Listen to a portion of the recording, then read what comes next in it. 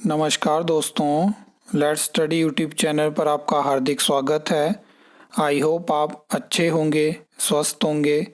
इस वीडियो में हम सबसे पहले हिमाचल प्रदेश में जो एनटीटी भर्ती है उसकी इस टाइम पे क्या अपडेट है, विधानसभा में उसके रिगार्डिंग प्रश्न लगा था तो वहाँ से हमें क्या जानकारी देखने को मिली, उसके ऊपर हम डिटेल में बात करेंगे कि इस भर्ती का इस टाइम पे क्या स्टेटस है।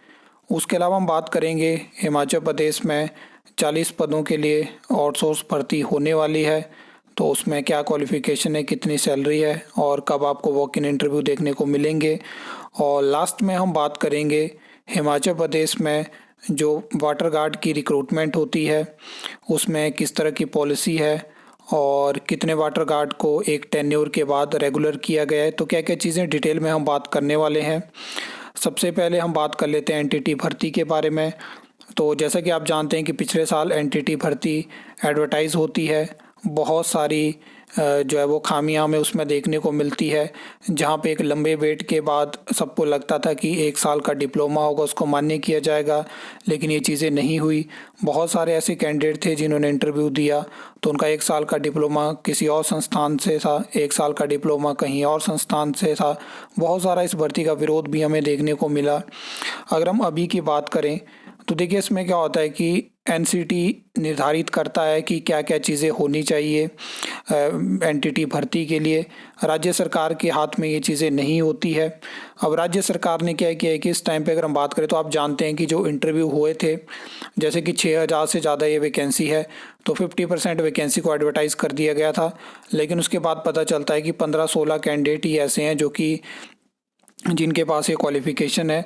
तो उसके बाद होता क्या है कि यहाँ पे अगर हम बात करें तो मेन चीज़ है कि सरकार की तरफ से जो जानकारी दी गई है कि इसके रिगार्डिंग जो है वो एनसीटी से परमिशन मांगी गई है कि इसमें रिलैक्सेशन दी जाए।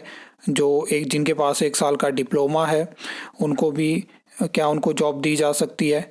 तो इसमें अभी विधानसभा में सरकार की तरफ से जानकारी दी गई है कि अभी तक हमें वहाँ से कोई भी जानकारी प्राप्त नहीं हुई है और हिमाचल पर सरकार सोच रही है कि फ्यूचर में डाइट में जो है वो एनटीटी का जो प्रशिक्षण है उसको शुरू किया जाए।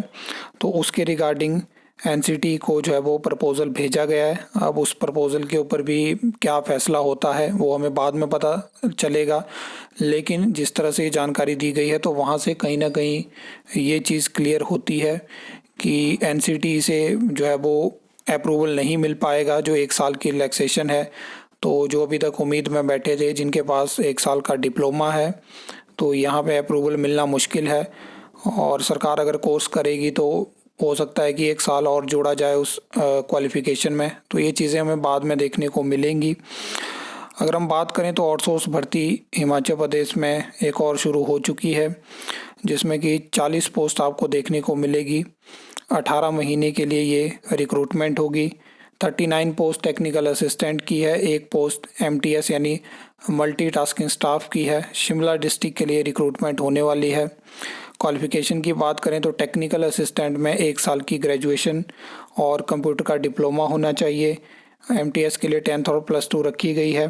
सैलरी की बात करें तो टेक्निकल असिस्टेंट में 25,000 है और मल्टीटास्किंग स्टाफ में 18,000 आपको सैलरी मिलेगी। तो इसमें क्या है, वॉक इन इंटरव्यू है और आपको अपने साथ जो है वो अपने जो भी आपको बायोडाटा से रिलेटेड जो भी डॉक्यूमेंट है, जो भी आपके ओरिजिनल सर्टिफिकेट हैं, उनकी एक सेट ऑफ कॉपीज़ भी आपने लेके जानी है। और इसके रिगार्डिंग जो जो भी फॉर्म आपको फिल करना है तो वो आप वेन्यू पे जाके ही फिल कर सकते हो।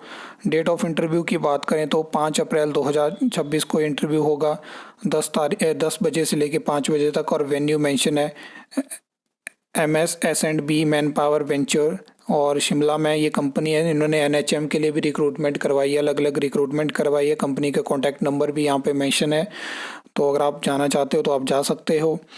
बाकी अगर हम बात करें तो हिमाचल प्रदेश में जैसे कि लगभग आंकड़ा आता है कि 6000 के आसपास वाटर गार्ड हैं, ठीक है।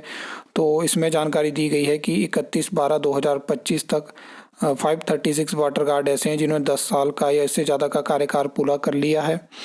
और जल रक्षक जो होते हैं यानी वाटर गार्ड तो 10 वर्ष के बाद इनको अनुबंध आधार पे लाए जाने के लिए कोई ऐसी पॉलिसी नहीं है, लेकिन 12 साल का टेन्योर रखा गया है। उसके बाद क्या होता है कि इनको as a job trainee pump attendant बनाया जाता है। मैंने आपको बताया कि जल शक्ति विभाग में वाटर गार्ड की कोई रेगुलर पोस्ट नहीं है, तो ये चीज़ है। बाकी 31/12/2024 तक 3,486 वाटर गार्ड ऐसे हैं जिनको पंप अटेंडेंट बनाया गया, मतलब उनको रेगुलर पोस्ट के अगेंस्ट जो है वो वहाँ पे प्रमोट किया गया। और यहाँ पे ये भी बताया गया है कि इनकी जो सैलरी रहती है वो 60% और 40% रहती है। 60% पंचायत से, 40% जल शक्ति विभाग से दी जाती है। तो इस तरह से है। बाकी जो आप अलग से रिक्रूटमेंट देखते हो मल्टीटास्क वर्कर की, पैरा फिटर की, पैरा पंप ऑपरेटर की, वो एक अलग तरह की रिक्रूटमेंट है, और वाटर गार्ड की जो रिक्रूटमेंट है वो अलग है। तो ये चीज़ है। आई होप आपको ये वीडियो अच्छी लगी होगी, इन्फॉर्मेटिव लगी होगी। तो वीडियो को लाइक, कमेंट, शेयर कर सकते हो। चैनल को सब्सक्राइब कर सकते हो फॉर द न्यू अपडेट्स के लिए।